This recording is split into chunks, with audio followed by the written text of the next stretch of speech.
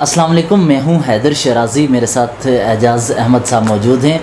آج اپوزیشن اور حکومت کے حوالے سے کچھ بات کریں گے۔ دونوں طرف آج سرگرمیاں ہم نے دیکھی کہ اب متحدہ اپوزیشن کا ایک اجلاس بھی بلایا گیا، دوسری طرف آج عمران خان نے بھی اپنے تمام حمایت یافتہ گروہ جو تھے، یعنی جو آج حکومت بنانے کے لیے ان کا ساتھ دے رہے ہیں، ان کے ساتھ موجود تھے۔ آج قاف لیگ کی طرف سے کچھ نمائندگی ہمیں نظر نہیں آئی، اس کے علاوہ اختر مینگل صاحب بھی اپنی ٹیم کے ہمراہ وہاں موجود نہیں تھے۔ ان تمام باتوں پر، ان تمام اہم ترین معاملات پر گفتگو ہوگی۔ اعجاز صاحب، سب سے یہ بتائیے پہلے کہ موجودہ حکومت ٹکتی ہوئی نظر آ رہی ہے آپ کو؟ دیکھیں، یہ تو ابھی نہیں کچھ کہا جا سکتا ہے، کیونکہ ماضی میں ہم نے بہت مرتبہ ایسا دیکھا ہے۔ مجھے یاد ہے 1988 میں بینظیر بھٹو صاحبہ کی حکومت تھی اور میاں نواز شریف نے پیپلز پارٹی کے چند اراکین کو توڑ لیا تھا، اور پھر اب چھانگا مانگا اسی دور کی یادگار ہے۔ بالکل ایسے ہی۔ اس کے بعد اب جب یہ تحریک عدم اعتماد آئی تو بظاہر ایسا لگ رہا تھا کہ حکومت جا رہی ہے، کیونکہ اس وقت ایم کیو ایم نے جو پیپلز پارٹی کی اتحادی سے خاموشی کے ساتھ نواز شریف صاحب کے ساتھ ایک معاہدہ کیا، 30 دن تک اس معاہدے کو چھپائے رکھا، اور پیپلز پارٹی کے ساتھ وہ اقتدار میں بھی شریک رہی، ایک طرح سے دھوکہ دیا بینظیر بھٹو، بعد میں کہتی نہیں۔ لیکن جب تحریک عدم اعتماد پر ووٹنگ کا وقت آیا تو اس وقت مسلم لیگ نون کے ساتھ بیٹھے ہوئے پیپلز پارٹی کے ایک رکن قومی اسمبلی وہاں سے دوڑ کر اپوزیشن کی نشستوں اپوزیشن کی نشستوں سے دوڑ کر حکومتی نشستوں پر آئے، اور پھر انہوں نے مائک پر کھڑے ہو کر اعلان کیا کہ جی مجھے اس طرح مسلم لیگ نون اٹھا کر مری لے گئی تھی اور میں پیپلز پارٹی کے ساتھ ہوں۔ تو وہ تحریک عدم اعتماد بھی ناکام ہوئی، اس کے علاوہ بھی بہت ساری کوششیں ہوتی رہی ہیں۔ تو یہ نہیں کہا جا سکتا کہ حکومت ٹکے گی یا نہیں ٹکے گی، کیونکہ دونوں طرف سے مسل اسٹرائک کیے جا رہے ہیں۔ آج دیکھیے نا، آج اتوار کے دن 2 بڑی ایکٹیویٹیز ہوئی ہیں۔ ایک اپوزیشن نے اتحاد کا اعلان کیا اور ایک طرح سے اتحاد کو ری ویمپ کیا ہے۔ لیکن اس میں ایک اور نئی چیز، جماعت اسلامی جو پہلے کہیں نہ کہیں مسنگ تھی، آج وہ موجود تھی۔ جی، وہ دیکھیے نا، جماعت اسلامی پر پچھلے بہت طویل عرصے سے یہ الزام لگ رہا ہے کہ وہ وکٹ کے دونوں جانب کھیلتی ہے۔ جی، سراج الحق صاحب نے اپنی سیاست سے اس کو دور کرنے کی کوشش بھی کی، لیکن یہ جو اہم اسٹگما تھا اس دوران، ہاں، یہ جو اسٹگما تھا، جماعت اسلامی کے ارکان چاہے کم ہوں لیکن سینٹ میں بھی جماعت اسلامی کے ارکان موجود ہیں، تو اس طرح سے جماعت اسلامی کی جانب سے اس طرح کا فیصلہ اپوزیشن اتحاد کی اجلاس میں شرکت کرنا وہ بڑی امپورٹنٹ بات ہے۔ دوسرا ایک اور فیکٹر ہے، حکومتی جو عشائیہ ہے اس میں شاہزین بگٹی کو پرائم منسٹر صاحب نے چونکہ خود دعوت دی، شاہزین بگٹی بلوچ رہنما ہیں، بلوچوں میں روایات کا خیال کیا جاتا ہے، تو اس لیے کوئی ایسا اس کو ابھی یہ نہیں کہا جا سکتا کہ وہ حکومت کے ساتھ چلے گئے یا نہیں، وہ اپنی شکایات دور ہونے پر ہی جائیں گے۔ اختر مینگل صاحب وہاں نہیں گئے حسب وعدہ، لیکن اس میں قاف لیگ کے چودھری شجاعت بھی نہیں گئے۔ آج چودھری شجاعت کو منانے کی ایک کوشش ہوئی، اسپیکر قومی اسمبلی نے طارق بشیر چیمہ صاحب سے ملاقات کی ان کے گھر جا کر، اور پھر طارق بشیر چیمہ کے گھر سے بیٹھ کر انہوں نے چودھری شجاعت سے ٹیلی فون پر بات کی، لیکن چودھری شجاعت حسین صاحب نے معذرت کر لی، واضح رضامندی نہیں تھی۔ گو کہ ان کا یہ کہنا تھا کہ بجٹ ہم مصروفیات کا کہا ہے انہوں نے، یہ مصروفیات کا سہارا لیتے ہوئے موجودہ حکومت کے ساتھ انہوں نے بیٹھنے کا آج کی دن تک کی حد تک انہوں نے کہا کہ ہم مصروف ہیں۔ دوسرا سب سے اہم یہ ہے، ہم نے دیکھا تھا کہ سینٹ انتخابات کے دنوں متحدہ اپوزیشن کہتی تھی کہ ہم طاقتور ہیں، نتائج مختلف ہوئے۔ صدارتی انتخابات کے وقت ہم نے دیکھا کہ مولانا فضل الرحمان کو کہا گیا، گزشتہ شب ہی آصف علی زرداری صاحب اسلام آباد میں تھے، آپ بھی موجود تھے، کہا گیا کہ مولانا فضل الرحمان کے لیے ہم اکٹھے ہیں، لیکن اعتزاز احسن کا نام 12 گھنٹے پہلے ہی دے دیا گیا۔ اس کے بعد وزیر اعظم کے موقع پر پیپلز پارٹی نے اعتماد نہ کیا تھا شہباز شریف صاحب پر۔ اس مرتبہ یہ اپوزیشن کا اتحاد کیا کامیاب ہو پائے گا؟ ایسے یہ ماضی کی مثالیں دیکھتے ہوئے دیکھیں، وہ جو سینٹ کا معاملہ تھا نا، وہ ایک ڈیفرنٹ بال گیم تھی۔ اس میں ایک رکن کے بارے میں یہ بتایا جاتا ہے کہ حکومت کی جانب سے ان کے فارم ہاؤس پر چھاپا مار کر کچھ ایسے آئٹمز برآمد کر لیے گئے جو ان کے پاس نہیں ہونے چاہیے تھے، اور پھر اس بنیاد پر سودے بازی ہوئی۔ وہ ایک مذہبی جماعت کے رکن تھے۔ پھر اس کے علاوہ 2-3 فیکٹر اس میں بڑے کاؤنٹ کر رہے تھے۔ ایک تو پیپلز پارٹی اور مسلم لیگ نون کے درمیان ایک عدم اعتماد کی فضا تھی، لیکن اس کے باوجود بھی جو جمع کرائی گئی تھی ریزولوشن، وہ 64 ممبران کے دستخطوں سے جمع کرائی گئی تھی. اب آپ دیکھیے نا کہ میں ذاتی طور پر یہ سمجھتا ہوں، حالانکہ صادق سنجرانی صاحب کے ساتھ میرے بڑے اچھے تعلقات ہیں، بہت ہنسی مذاق ہے، لیکن اس دن کے بعد سے صادق سنجرانی گو کے جیت گئے، لیکن ان کی لیجیٹیمیسی نہیں ہے. آج کی اگر آپ ڈیولپمنٹ دیکھیں تو آج جو اپوزیشن کا اجلاس ہوا، پھر سندھ ہاؤس میں پریس کانفرنس ہوئی، اس میں بلاول بھٹو زرداری بڑا کینڈیڈ بولتے ہیں. مجھے یہ لگتا ہے کہ آج سے بلاول بھٹو زرداری نے اپنے کارڈز کھیلنا شروع کیے ہیں. پچھلے ایک مہینے سے اگر آپ دیکھیں تو وہ کافی سرگرم بھی تھے، ان کی ہدایت پر آتے نظر آ رہے ہیں، فرنٹ فٹ پر آتے نظر آ رہے ہیں. پنجاب میں پیپلز پارٹی نے آل پارٹیز کانفرنس کی، کے پی میں کی، سندھ میں کی، بلوچستان میں مولانا فضل الرحمان نے کی. اس وقت مولانا فضل الرحمان پر دونوں رضامند نہیں تھے، لیکن آج دونوں رضامند تھے. ایک بات تو یہ. دوسرا، انہوں نے بلاول بھٹو زرداری نے بڑے کینڈیڈ لہجے میں بہت ہی سوچ سمجھ کر الفاظ استعمال کیے ہیں. مثلاً ان کا یہ کہنا ہے کہ حکومت کے جانے کا وقت آ گیا ہے، اور دوسرا آپ سینٹ میں تو دھاندلی چل گئی، قومی اسمبلی میں نہیں چلے گی. آج یہ انہوں نے بہت ہی واضح انداز میں کہا. دوسرا انہوں نے یہ کہا ہے کہ حکومت کے پاس نمبر گیم میں حکومت کے پاس نمبر کم ہو گئے اور اپوزیشن کے پاس بڑھ گئے. اب بلاول جیسے رہنما کی جانب سے خواجہ آصف بھی وہاں موجود تھے، اور خواجہ آصف بھی کوئی سلطان رائی نہیں بنتے سیاست میں. وہ گفتگو ان کا پیرایا شاید مختلف ہوتا ہے. ان کی گفتگو پیچھے سیاسی جتنے میں محرکات ہیں، ان کا سیاسی نتائج ہیں، وہ نتائج ہیں. تو وہ بھی وہاں موجود تھے. ان سب نے اس بات سے اتفاق کیا. اور پھر آپ دیکھیے کہ وہ لوگ جو حکومت کی مدد کیا کرتے تھے غائب رہ کر، انہوں نے، اور آپ کو یاد ہے جماعت اسلامی نے اس وقت بھی ووٹ ایبسٹین کیا تھا. ایسے ہی آج جماعت اسلامی یہاں موجود ہے بجٹ کو مسترد کرنے میں. مجھے یہ لگتا ہے کہ بلاول بھٹو یہ سمجھتے ہیں کہ بجٹ کو اگر مسترد کرا لیا جائے تو پھر ایک کانسٹیٹیوشنل بحران آ جائے گا، کیونکہ حکومت کے رہنے کا کوئی جواز نہیں ہوگا. بجٹ میرے خیال میں اگر حکومت کو پوری ایفرٹ کر رہی ہے تو بجٹ تو میرے خیال میں شاید منظور ہو جائے، وہ بجٹ منظور ہو جائے میرے خیال میں. ہو سکتا ہے میرا خیال غلط ہو، بلاول بھٹو کا خیال درست ہو، لیکن مجھے یہ لگتا ہے کہ بجٹ کے بعد کے اگلے مرحلے میں ایک تحریک عدم اعتماد پر کام ہو رہا ہے. اگر وہ تحریک عدم اعتماد آ گئی اور بلاول نے اگر آج یہ سچ بولا ہے تو پھر عمران خان مشکل میں ہوں گے. یہ کہا جا سکتا ہے کہ عمران خان مشکل میں ہوں گے، لیکن ابھی یہ نہیں کہا. تحریک عدم اعتماد کے لیے فرسٹ سٹیپ اختر مینگل صاحب کی گفتگو یہ ہے کہ میرے مطالبات نہیں پورے کیے گئے، ان کا حکومت سے الگ ہو جانا ہے، اور پھر مولانا صاحب کے ساتھ ملاقاتیں. اس سارے معاملے میں ہم مولانا فضل الرحمان کو اس سارے گیم میں الگ نہیں کہہ سکتے. دیکھیے نا، مولانا صاحب نے جب دھرنا دیا تھا، میں مولانا صاحب کو پالیٹکس میں جانتا ہوں 1988 سے، اور میری ان کے ساتھ ذاتی نیاز بندی، دوستی، تعلق سیاستدان اور صحافی کا جو ہوتا ہے وہ ہے تقریباً 1992 سے. 1990 اور 92 کے درمیان میری ان سے کافی ملاقاتیں رہیں، لیکن 1992 کے بعد ان سے کافی ریگولر ملاقاتیں رہیں. مولانا صاحب بھی بہت ہی منجھے ہوئے سیاسی کھلاڑی ہیں، بغیر کسی وجہ کے وہ کوئی لفظ نہیں ادا کرتے، وہ کارڈ نہیں کھیلتے، وہ کارڈ کوئی نہیں کھیلتے. بغیر انہوں نے، آپ کو یاد ہوگا جب پچھلے سال دھرنا دیا تھا نومبر میں، اور جب وہ کوئٹہ سے اور کراچی سے مارچ کر کے آئے تھے، وہ دھرنے کے میں اپنی اختتامی تقریر میں انہوں نے کہا تھا کہ ہمارا مقصد حل ہو گیا ہے. ان کا مقصد جو مجھے لگتا ہے، ایک تو بلوچستان حکومت سے شروع ہوگا، کیونکہ بلوچستان حکومت کے درمیان کے خلاف ایک کھچڑی پکائی جا رہی ہے. لیکن اختر مینگل کا جو چھوڑنا ہے وہ اس کو میں دو طرح سے دیکھتا ہوں.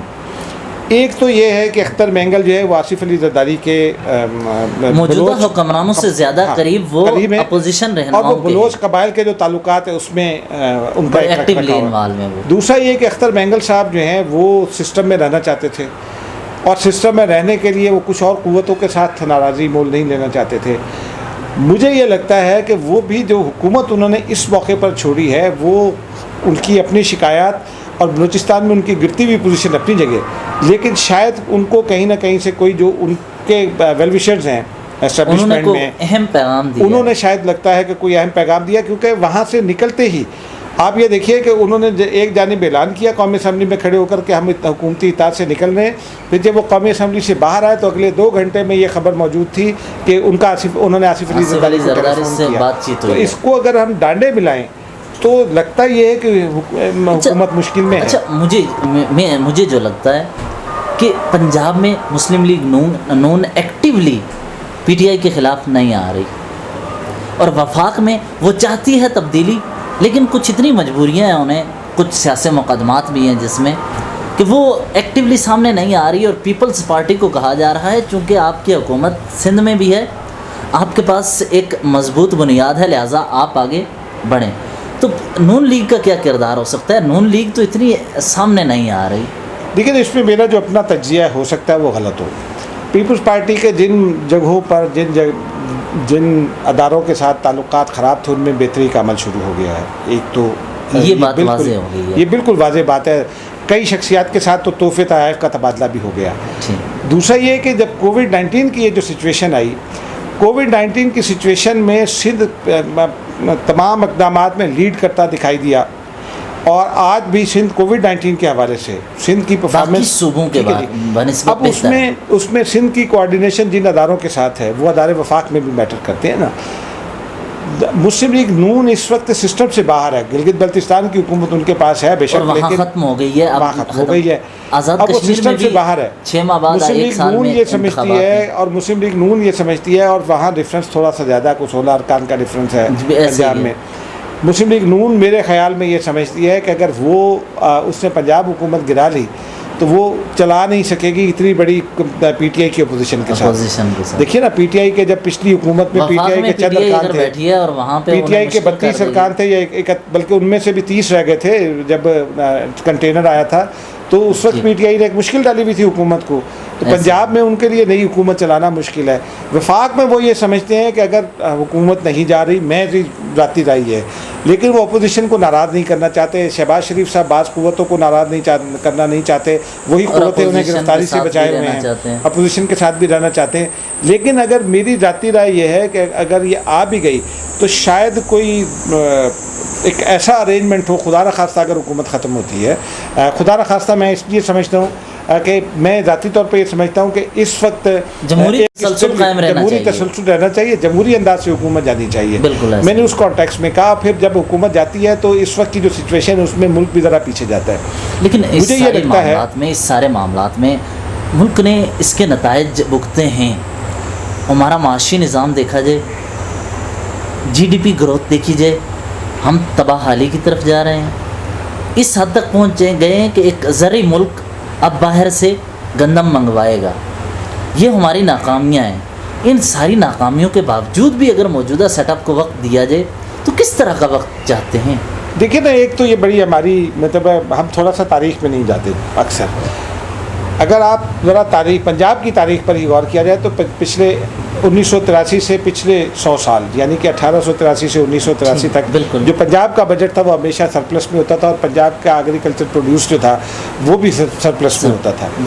1983 کے بعد پہلی بار پنجاب کا بجٹ سرپلس کے بجائے اس میں ڈیفیسٹ میں چلا گیا. نواز شریف صاحب وزیر خزانہ تھے، ٹھیک ہے جی. اس کے بعد پھر گریجولی ایگریکلچر میں پنجاب میں جو ہے وہ اس نے مراجعت تنازلی کی طرف آیا. اس وقت صورتحال یہ ہے کہ شہباز شریف چونکہ ان کا ایڈمنسٹریٹر بھی ہیں، پنجاب 60% ہے اس کی حکومت انہوں نے چلائی ہے. میرے خیال میں شہباز شریف صاحب یہ سمجھتے ہیں کہ اس وقت اگر اپوزیشن کی حکومت آ بھی گئی تو بھی اپوزیشن کو کوئی فائدہ نہیں ہوگا، کیونکہ اس صورتحال میں جب بھانمتی کا کنبہ جوڑ کر آپ حکومت بنائیں گے، انتظامی امور چلانے کے لیے آپ کو مشکلات پیش آئیں گی. انتظامی امور تو آپ چلا لیں گے، لیکن معاشی صورتحال کو اٹھانے کے لیے دوبارہ سے ریویمپ کرنے کے لیے آپ بھانمتی کے کنبے سے نہیں کر سکتے. جب تک پولیٹیکل اسٹیبلٹی نہیں ہوگی، ایک جماعت کے پاس اکثریت نہیں ہوگی، اس وقت تک معاشی صورتحال میں بہتری کے جو امکانات ہیں وہ بڑے کم. اس سارے صورتحال میں میرا یہ ماننا ہے کہ وزیر اعظم عمران خان کو اپوزیشن کے ساتھ مل کر ریاست کے مفاد میں بات چیت کرنی چاہیے. یہی بہتر حل ہے کہ آپ بتائیں آپ کے پاس معاشی حل کیا ہے، معاشی پالیسیز کیا ہیں، ورنہ یہی ہوگا کہ مافیا حکومت کو لوٹے گا، نتائج عوام بھگتیں گے، مسائل کا حل نہیں ہوگا. دیکھیے پرائم منسٹر صاحب کا المیہ یہ ہے، میں معافی چاہتا ہوں پی ٹی آئی کے چاہنے والوں سے کیونکہ وہ اختلاف کو برداشت نہیں کرتے. وزیر اعظم عمران خان جو ہیں وہ اپنی ذات کے گرد گھومتے ہیں. اگر آپ کرکٹ ٹیم سے ان کی دیکھ لیجئے، جب وہ کیپٹن بنے تو ٹیم وہ ہوتی تھی جو عمران خان چاہتے تھے، سلیکٹرز کی کوئی حیثیت نہیں تھی. آج بھی گو کہ سلیکٹرز کی حیثیت ہے، آج بھی جو اپوزیشن کہتی ہے اگر ویسا ہی ہے تو سلیکٹرز کی حیثیت ضرور ہے. ٹیم کی کوئی اہمیت نہیں ہے جو ان کی سیاسی ٹیم ہے. وہ ان لوگوں پر تکیہ کر رہے ہیں جو ان کے ذاتی دوست ہیں، اور وہ لوگ ان کو مسلسل وہ ان کے مشن کو خراب پیٹھ کر میں رہے ہیں۔ چھرا گھونپ رہے ہیں۔ پرائم منسٹر صاحب کو یہ مشورہ میری اطلاع کے مطابق ایک بہت ہی اعلیٰ مقتدر اور معتبر شخصیت نے 6 مہینے 8 مہینے پہلے بھی دیا تھا، 10 مہینے پہلے بھی دیا تھا کہ اپوزیشن کے ساتھ مذاکرات کریں، بات چیت کریں، وہ نہیں ہو سکا۔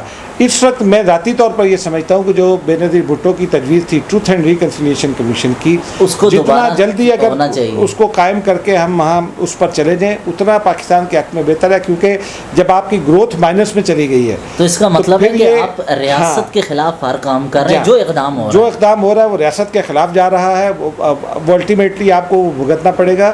میں ذاتی طور پہ یہ سمجھتا ہوں کہ اس وقت کوئی ایک جماعت جو ہے وہ ایک جماعت فیل نہیں ہو رہی ہے، ریاست فیل ہو رہی ہے۔ تو اس لیے میں یہ سمجھتا ہوں کہ ان کو اپوزیشن کے ساتھ مذاکرات بھی کرنے چاہیے اور ٹروتھ اینڈ ریکنسیلیشن کمیشن کی طرف جانا چاہیے، کیونکہ عمران خان صاحب نے ماضی میں جو کہا اس پر عمل نہیں کیا۔ ماضی کی حکومتوں پر وہ آج بھی ان کے لوگوں نے الزام دھرے ہیں۔ پی ٹی آئی کو بنیاد یہ سمجھ ہی نہیں آ رہی ہے کہ اس وقت ان کو کیا کرنا چاہیے، اور پھر اگر عمران خان صاحب جیسے انہوں نے پرسوں پبلک اسمبلی میں کہہ کیسے سمجھ آئے، مجھے یہ بات آپ کی پھر اس پہ تنقیدی جائزہ لینا ہوگا، وہ یہ کہ ان کی بات کیسے سمجھ آئے۔ ان کے پاس عمر ایوب صاحب ہیں، انہوں نے گھاٹ گھاٹ کا پانی پیا ہے، ان کے پاس فواد چودھری صاحب ہیں، مطلب ان کے پاس ایک فہرست ہے جو موجودہ سیٹ اپ میں ہے۔ شاہ محمود قریشی صاحب کا نام لے لیں، تو جب ان کے پاس سیاسی منشور کی بات یہ کر رہے تھے، کوئی سیاسی منشور نہیں تھا، صرف ایک چیز کہی جا رہی تھی کہ یہ معاشی ٹیم کے ساتھ آ رہے ہیں، لیکن معاشی ٹیم جب اسد عمر کو لایا گیا، پھر ہٹا دیا گیا، پھر دوبارہ ان کو لایا گیا، اور یہ سب کچھ ہوتا ہے، اس کے بعد ہم ان کی کس سوچ کو بہتر سمجھیں، کس کام کو بہتر سمجھیں۔ الیکشن سے پہلے جب بھی مجھ سے کبھی کسی نے بات کی، میرا کہنا یہی تھا ہمیشہ سے کہ آپ ہمیں دیکھنا چاہیے جو 3 بڑی جماعتیں ہیں ان کی پرفارمنس کو دیکھنا چاہیے صوبوں میں۔ بالکل ٹھیک ہے جی۔ پی ٹی آئی کے پاس 5 سال 6 سال تھے، خیبر پختونخوا میں مل گئے تھے ان کو۔ وہاں پی ٹی آئی نے کیا کیا، وہاں انہوں نے ہیلتھ کے نظام کا بیڑا گرک کر دیا۔ نوشیروہ برقی صاحب امریکہ میں بیٹھ کر چلاتے ہیں، پورے سیٹ اپ کو چلا رہے ہیں، پورے سیٹ اپ کو چلا رہے ہیں۔ وہاں کے وزیر اعلیٰ صاحب کوئی کام نہیں کر سکے۔ جب آپ وہاں نہیں ڈیلیور کر سکے، آپ نے ایک ناصر درانی صاحب کا ذمہ لگایا، انہوں نے ایک ڈھیلا ڈالا، ایک پولیس ریفارم سسٹم بنا دیا، پولیس میں کچھ بہتری وہاں آ گئی۔ اس کا مطلب یہ نہیں ہے کہ وہاں کو بہت تبدیلی آ گئی۔ بلدیاتی نظام میں آپ نے جو کچھ بھی لائے وہ عمل نہیں ہوتا۔ بڑے سیٹ اپ۔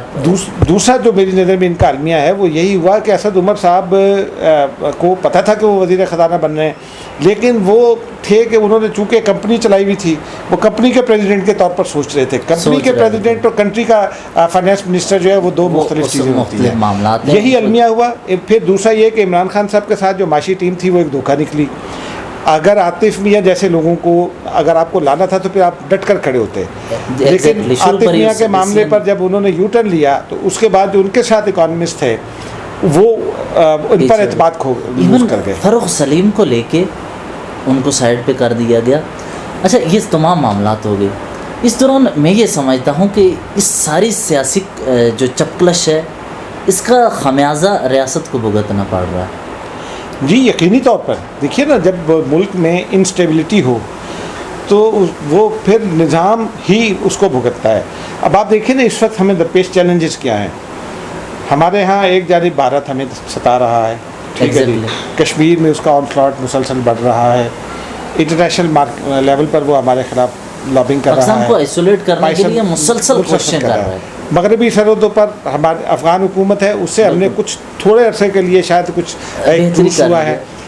ملک کے اندر سیاسی عدم استحکام ہے، معاشی صورتحال اتنی خراب ہو گئی ہے کہ ہماری گروتھ نیگیٹو میں چلی گئی ہے۔ ان حالات میں تو اگر سابقہ وزرائے اعظم یا سابقہ حکومتوں نے قتل بھی کیے ہوئے تھے فرض کیجئے، تو بھی ملک کے وسیع تر مفاد میں اس معاملے کو پیچھے ڈال کر بات چیت کی جانی چاہیے تھی، ان کے تجربے سے فائدہ اٹھایا جاتا تھا۔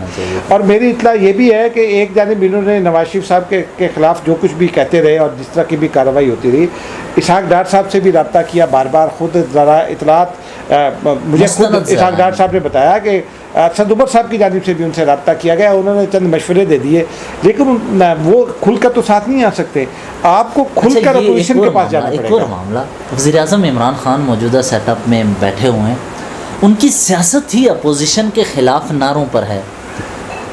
اگر وہ اپوزیشن کے ساتھ ہاتھ ملا رہے ہیں تو ان کی سیاست کیا رہتی ہے؟ دیکھیے نا، میں اس بات کو نہیں مانتا. آپ نے کہا کہ یہ اپوزیشن والے سارے کرپٹ ہیں. کون سا کرپٹ ہے جو اپوزیشن میں رہ گیا ہے؟ وہ تو سارے ان کے ساتھ ہی، سارے تو آپ کے ساتھ آ گئے. جب آپ ان کو لے رہے تھے تو ہم اس وقت بھی یہ کہہ رہے تھے کہ جی آپ ان کو مت لیجیے، یہ اگر آئیں گے تو یہ آپ کی حکومت کو فیل کر دیں گے. شاہ محمود قریشی صاحب بہت اچھے آدمی ہیں، بہت سلجھے ہوئے آدمی ہیں، بڑے پڑھے لکھے آدمی ہیں. آپ خود بھی وزارت خارجہ کور کرتے ہیں، وہ ایکٹیو بھی بڑے ہیں. لیکن ان کا مسئلہ یہ ہے کہ وہ اپنے آپ کو پرائم منسٹر کے طور پر دیکھتے ہیں اور پرائم منسٹر کے طور پر ایکٹ کرتے ہیں اور اسی کے لیے بلڈ کرنا چاہتے ہیں. پچھلے 2 مہینے میں انہوں نے 5000 تصاویر اپنی بھجوائی ہیں، وہ کام کی ہے اور کسی کام کی نہیں ہے. اور بھارت جو ہے سیکورٹی کاؤنسل کا ممبر منتخب ہو گیا. اسد عمر صاحب اور ڈیبیٹ وہ ناکام ہو گئے. اس کے لیے ایک اور نشست کا اہتمام کریں. اسد عمر صاحب ناکام ہو گئے. آپ کی بات درست، لیکن شاہ محمود قریشی کی کارکردگی، بھارت کے ساتھ تعلقات پر ہم ایک اور نشست کا اہتمام کرتے ہیں تاکہ ہمارا ویور وہ بھی سمجھ لے کہ خارجہ پالیسی میں ہماری ناکامیاں کیا ہیں، اس کا ایک تنقیدی جائزہ ہو جائے. ہاں یقینی طور پر وہ بالکل وہ بھی ایک اہم ترین ٹاپک ہوگا. اہم ٹاپک ہوگا. آج کی اس گفتگو کا آج ایک نچوڑ دے دیجئے تاکہ ہم آج کی میں یہ سمجھتا ہوں کہ پاکستان مشکل میں ہے اور سیاست بھی ہوتی رہے گی. اپوزیشن جو ہے وہ ظاہر سی بات ہے وہ پارلیمان کے اندر ہے. سیاست میں اگر پارلیمان کے اندر سیاست نہیں ہوگی تو کیا ہوگا؟ میری ذاتی رائے میں میرا مشورہ عمران خان صاحب کو یہ ہے کہ سیاست کی عزت بحال کریں. آج عمران خان صاحب اور ان کے ساتھیوں کے جو بیانات ہیں انہوں نے سیاست کو زیرو کر دیا ہے اور شخصیات کو بلڈ کر دیا ہے.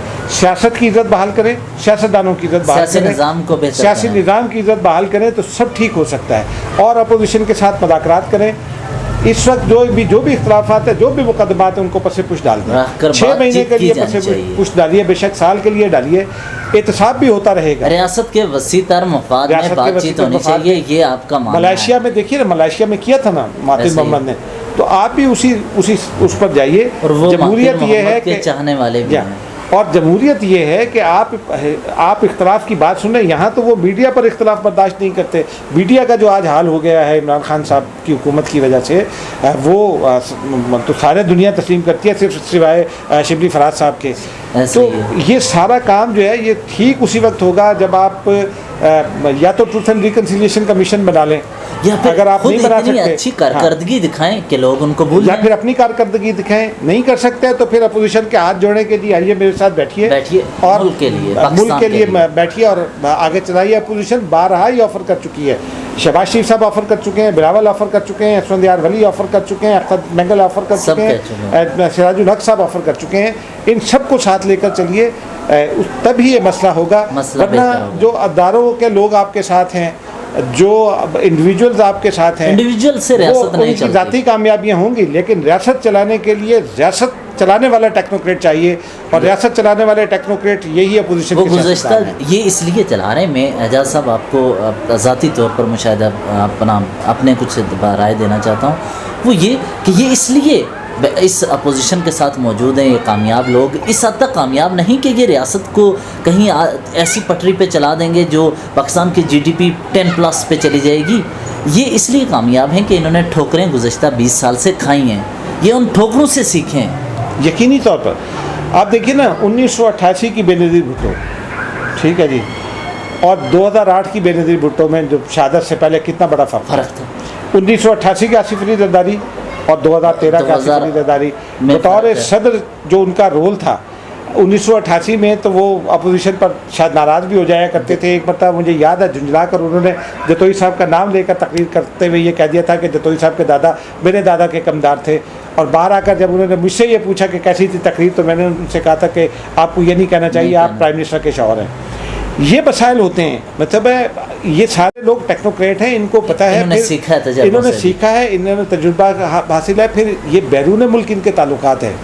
اگر آپ سعودی عرب سے ڈیل کرنا چاہتے ہیں تو نواز شریف صاحب کام آئیں گے. امریکہ کے ساتھ ڈیل کرنا چاہتے ہیں تو نواز شریف صاحب اور آصف علی زرداری کام آئیں گے.